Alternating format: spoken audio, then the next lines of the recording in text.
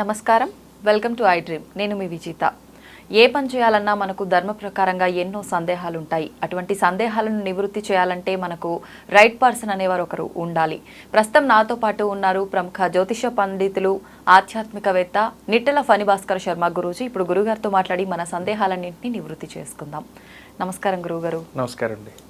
గురుగారు, మనం ఏ పని చేసినా అంటే ఏదైనా తప్పు చేస్తే ఖచ్చితంగా గరుడ పురాణం ప్రకారం మీరు చేసిన ప్రతి ఒక్క తప్పుకి ఒక శిక్ష అనేది రాయబడి ఉంది, ఖచ్చితంగా శిక్ష అనుభవిస్తారని చెప్తుంటారు పెద్దవాళ్ళు.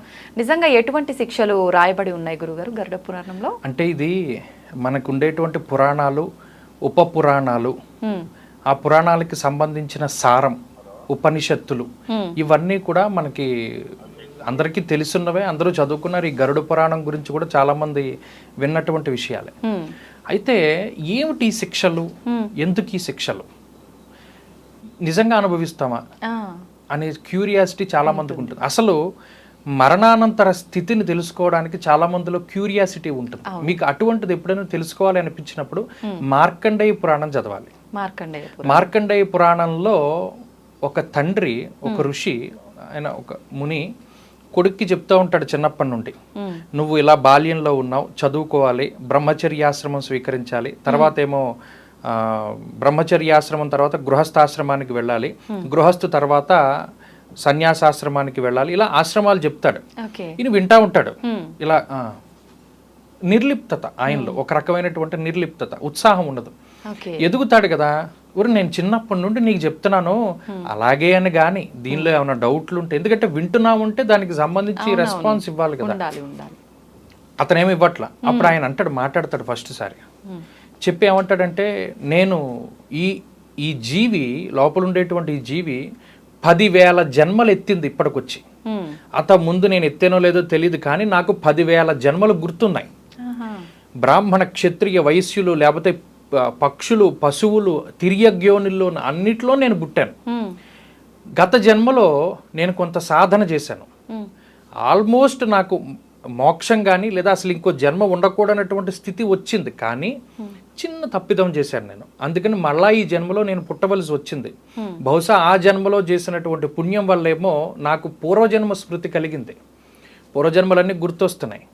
గత జన్మల్లో చేసినటువంటి తాలూకా కొంత పాపక్షయం మిగిలిపోయి మీ యందు పుట్టాను నేను తండ్రి గారు. అందుకని నేను మళ్ళీ పెళ్లి చేసుకోవాలని కానీ, మళ్ళీ పుట్టాలని కానీ, ఇంత చదవాలని కానీ నాకేం అనిపించట్లేదండి. భగవంతుడిని చేరడానికి శాస్త్రాలని చదవలసినటువంటి అవసరం లేదండి, ఆయన తత్వం తెలుసు నాకు, అందుకని ఈ జన్మ వచ్చింది, సరే ఇది గడపాలని గడుపుతున్నాను అన్నాడు. అలా తెలిసే అవకాశం ఉంటుందా అండి? కొంతమందికి ఉంటుంది. మీరు ఎప్పుడైనా శ్రీపాద శ్రీవల్లభ చరితామృతం చదివితే అందులో ఒక రాజుగారికి పూర్వజన్మ స్మృతి కలుగుతుంది. ఆయన అడుగుతాడు, అంతకి ఇంత అయితే ఇంతకి ఎంత అని వచ్చిన వాళ్ళందరినీ అడుగుతాడు, ఆ ఊర్లో ఉండేవాళ్ళని. ఎవరు చెప్పలేకపోతారు. దత్తాత్రేయుడు భక్తుడు ఒక ఆయన వస్తాడు, శివశర్మ అని. ఆయన్ని పట్టుకుని అదే ఎందుకంటే ఊర్లో వచ్చిన ఎవడైనా కొత్త పండితులను అందరినీ అడుగుతాడు ఆ ప్రశ్న. అప్పుడు ఈ శివశర్మ దత్తాత్రేయుని తలుచుకుని నమస్కారం చేసి, అంతకి ఇంత అయితే ఇంతకి ఇంతే అంటాడు. ఆశ్చర్యపోతాడు రాజు, మహానుభావుడు, ఇతను ఎవడో గొప్ప పండితుడిలా కనబడుతున్నాడు రా, ఇప్పటివరకు నాకు ఎవరు చెప్పలేదు. నేను గత జన్మలో తోటకూర అమ్ముకునేటువంటి ఒక వ్యక్తిని, నేను తోటకూర అమ్ముతుంటే ఎవడో కొనుక్కునేవాడు కాదు, సరే నాకు ఇంకా కావలసిన డబ్బు వచ్చేసాక ఆ తోటకూరని బయట పడేసేవాడిని, పడేయకుండా ఒక బుట్టలో పెట్టేవాడిని. ఆ తోటకూరని ఈ పండితులు, పామరులు, మిగతా వాళ్ళందరూ కూడా ఉచితంగా తీసుకుపోయేవారు. అది నేను దానం చేసిన ఫలితం నా ఖాతాలో వేసి ఈ జన్మని మహారాజుగా ఎత్తేటువంటి అవకాశం ఇచ్చారు.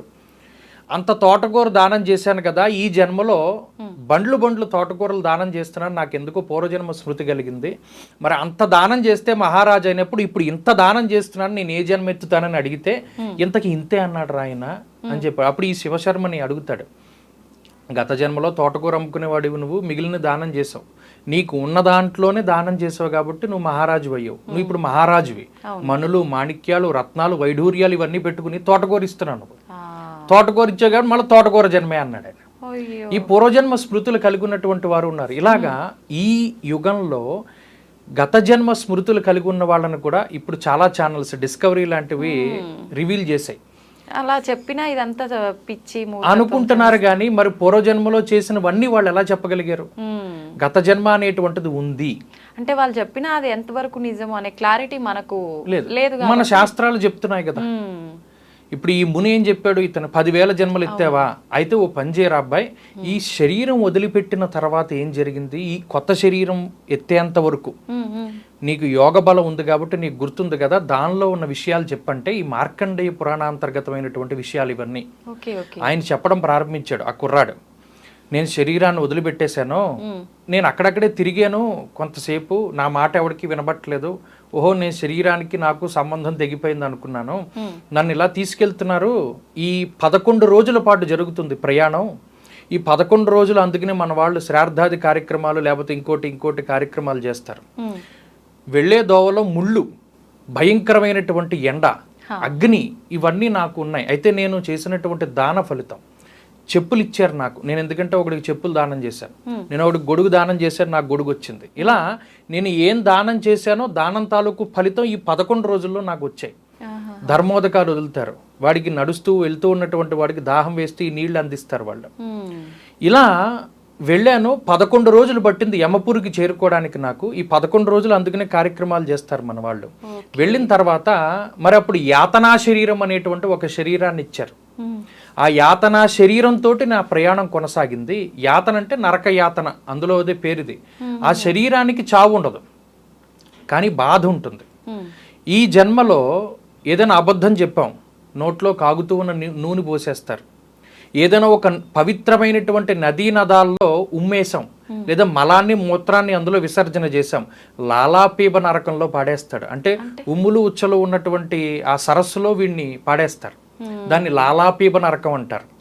ఏదైనా ఒక పుణ్యం నదిలో కానీ లేదా సముద్రంలో కానీ ఏదైనా మనం యూరిన్ చేసినా లేకపోతే మలమూత్రాలను విసర్జన చేసినా, లేదా ఒక నదిలో స్నానం చేస్తూ వేరే నదిని దూషించిన, మొన్న ఈ నదిలో స్నానం చేశాను నేను, ఆ నీళ్ళు అంత బాగాలేదు, ఈ నీళ్లు బాగున్నాయి, లాలాపీబ నరకంలో పాడేస్తాడు.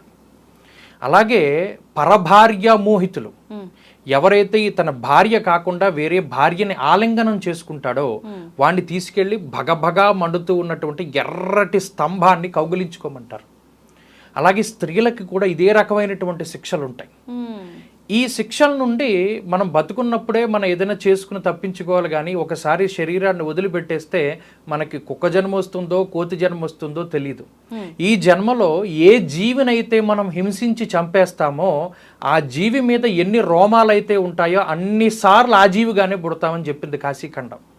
చాలా ఎక్కువ సార్లు అలా అయితే కార్తీక పురాణం చెప్తుంది పునర్జన్మల గురించి. అంతెందుకు ఇప్పుడు మనం జూన్ నెలలో ఉన్నాం, జూన్ 16వ తారీఖు నాడు దశ పాపహర దశమి అంటారు. ఈ దశ పాపహర దశమి రోజున గనక మనం గంగానదిలో స్నానం చేస్తే, జ్యేష్ఠమాసే సితౌ పక్షే హస్త నక్షత్ర సంయుక్తౌ, జ్యేష్ఠమాసంలో శుక్లపక్షంలో దశమి తిథి రోజున హస్తా నక్షత్రం ఉన్న రోజున గనక గంగానదిలో స్నానం చేస్తే 10 జన్మలుగా చేస్తూ ఉన్నటువంటి 10 రకాలైనటువంటి పాపాలని తీసేస్తారన్నారు. ఏం పాపాలండి అవి? 3 శారీరకమైనటువంటి దోషాలు. అంటే ఏంటి? ఈ శరీరం ఎవడైనా ఎవరికైనా వస్తువులు మీరు తీసుకుని తిరిగి ఇవ్వకుండా మీ దగ్గర దాచిపెట్టేసుకోవడం, అది కూడా దోషం. అది దోషం, అంతే కదా. దొంగిలించడం. 2 పరభార్యా సేవనం. తర్వాత ఈ శరీరంతో చేసినటువంటి రకరకాలైనటువంటి దోషాలు. తర్వాత 4 మానసిక దోషాలు. మనది కాని దాన్ని మనది కింద ఊహించుకుని అనుభవించడం మనసులో, అది కూడా దోషం. మరి అంతే కదా. అలాగే ఇంకా మానసిక దోషాలు చెప్పాడు, చాలా భయంకరమైనవి. వాచక దోషాలు, అబద్ధం చెప్పడం, అలాగే అసంబద్ధమైనటువంటి మాటలు. ఎవరో ఇద్దరు బాగా మాట్లాడుకుంటున్నారు, వీడెళ్ళు దూరుతాడు మధ్యలో, అనవసరంగా మాట్లాడతాడు, వాళ్ళని చెడగొడతాడు, అసంబద్ధ ప్రలాపన, దానికి సంబంధం. ఇలా 3 శారీరక దోషాలు, 4 మానసిక దోషాలు, 3 వాచక దోషాలు. అసలు నిజానికి ఇవి పోగొట్టుకోవాలంటేనే ఎంతో తపస్సు చేయాలి. ఎటువంటి తపస్సు లేకుండా ఈ జూన్ 16వ తారీఖు దశమి రోజున దీన్ని గంగా దసరా అంటారు. అమ్మవారికి ఎలా అయితే దసరా ఉంటుందో గంగా నదికి కూడా దసరా ఉంటుంది. అది ఈ జ్యేష్ఠమాస పాడ్యమి నుండి నవమి వరకు ఉండి దశమి రోజున స్నానం చేయాలి. అది కూడా దశాశ్వమేధ ఘాట్లో చేయమన్నాడు కాశీలో. అలా చేస్తే 10 జన్మలుగా వస్తున్న 10 రకాల పాపాలు పోతాయని చెప్పి శాస్త్రం చెప్పింది. మరి ఇవన్నీ కూడా మనం కర్మలే కదా. ఈ కర్మల్ని అనుసరించే గరుడ పురాణంలో మనకి శిక్షలను చెప్పారు. ఇవి అనుభవించి చెప్పినటువంటి వారు ఉన్నారు. ఓకే. పురాణాల్లో ఇప్పుడు ఈ మార్కండేయ పురాణంలోనే అతను చెప్తాడు ఈ విషయాలన్నీ. కాబట్టి ఇవన్నీ కూడా ఉన్నాయి. గరుడ పురాణంలో వేసేటువంటి శిక్షలు, కొన్ని శిక్షలు భగవంతుడు మరణానంతరమే వేయడు, ఈ జన్మలోనే అనుభవించేలా చేస్తాడు. చాలా మందికి దుర్భరమైనటువంటి మరణం సంభవిస్తుంది, అవి కూడా భగవంతుడు వేసేటువంటి శిక్షే. చాలా కాలం పాటు బెడ్ రిడన్ అయిపోయి మరణిస్తారు. మరి అలా అవ్వకూడదనే ప్రతిరోజు మృత్యుంజయ మంత్రం చదువుతారు. త్రయంబకం యజామే సుగంధిం పుష్టివర్ధనం. దోసపాదు నుండి ఆ దోసకాయ ఎలా వేరైపోతుందో నా జీవిని ఈ శరీరం నుండి అలా విడగొట్టే మహానుభావ అంటాడు. అలా మన వాళ్ళు ఇవన్నీ కూడా ఎప్పటి నుండో చెప్పినటువంటి విషయాలు. మరి గరుడ పురాణం అందులో చెప్పినటువంటి శిక్షలు ఇవన్నీ ఉన్నాయి. ఆ శిక్షలు మరణానంతరమే కాకుండా జీవించి ఉండగా కూడా వేస్తాడు. అలాగే ఈ శరీరంతో చేసినటువంటి కర్మలు 3 రకాలుగా విడగొడతారు. ఆగామి కర్మలు, ప్రారబ్ధ కర్మలు, సంచిత కర్మలని. ఈ సంవత్సరంలో లీవ్స్ మీకు ఎలా అయితే క్యారీ ఫార్వర్డ్ అవుతాయో, గత జన్మల్లో చేసినటువంటి పాపాలు కూడా క్యారీ ఫార్వర్డ్ అవుతాయి. అందుకనే ఈ జన్మలో భయంకరమైన, ఇందాక చెప్పాను కాశీఖండంలో ఉదాహరణకు మీరు ఒక కోడిని చంపేశారు. ఆ కోడి శరీరం మీద ఎన్ని వెంట్రుకలు అయితే ఉంటాయో అన్నిసార్లు మీరు కోడిగా పుడతారు. ఏ జీవైతే మిమ్మల్ని చంపబడిందో, మీలో ఎంత ప్రాణం ఉందో కోడిలో అంతే ప్రాణం ఉంది కదా, ఆ జీవి మరలా మిమ్మల్ని చంపేస్తుంది అన్నాడు. అలా ఉంటుంది కర్మ యొక్క ఫలితం.